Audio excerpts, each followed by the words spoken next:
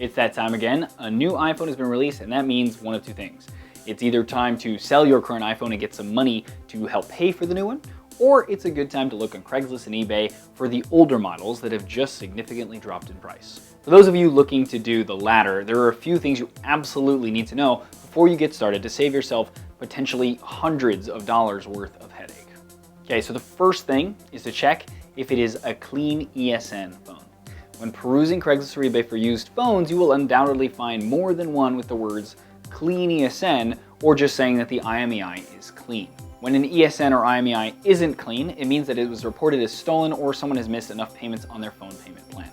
The carriers here in the US essentially have a blacklisted database of IMEIs and ESNs that they use to tell each other to never activate this device on their network, ever. Once blacklisted, there is no way to get unblacklisted. And even if the device is unlocked to work on another carrier, you can't use it on any of the ones here in the States. It'll just say invalid. You can, however, use it on carriers outside of the States since they don't have access to the blacklist, but click the link below for more info on how that works. So when you're looking through the listings, make sure it says that the phone has a clean ESN or ask the seller if it's clean before you even consider buying it here if you're in the States. And let's be real, Craigslist isn't the most trustworthy of places.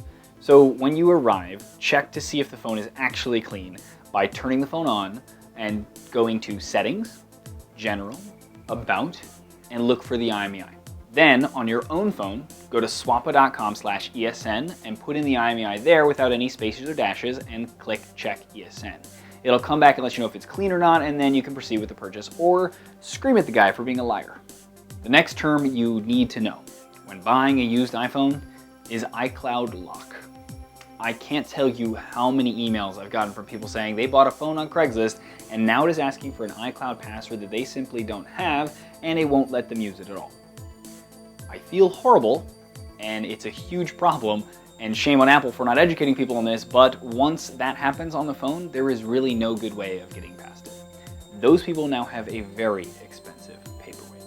To avoid this fate, whenever you buy a used iPhone, ask if it has iCloud removed, and again, just because we don't trust people on Craigslist, check it. And make sure that when you arrive to buy the phone from Craigslist, go to the phone, go to Settings, iCloud, scroll all the way to the bottom and tap Sign Out. It'll ask for a password at this point. Ask them to enter in that password so you can remove the iCloud account. If they refuse, don't buy the phone. It's a phone they found at a bar that they're trying to make a quick buck on. What will ultimately happen is whenever that original owner gets around to claiming it as lost, it will lock up, as mentioned before, and you're out of luck. The next big thing you need to check is water damage. Each phone has a water damage indicator though that you can see and check really quickly if the phone itself has water damage before you buy it.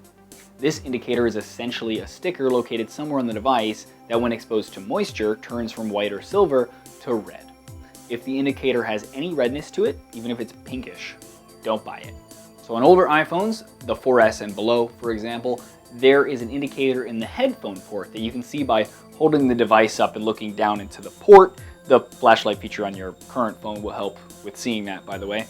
There's also one more inside the charging port as well. Make sure to check both, as maybe just the bottom of the phone was dunked but the top wasn't, or vice versa. On newer iPhones, the 5 and up, including the 6, 6 Plus, etc., there's only one indicator, and it's inside the SIM card slot.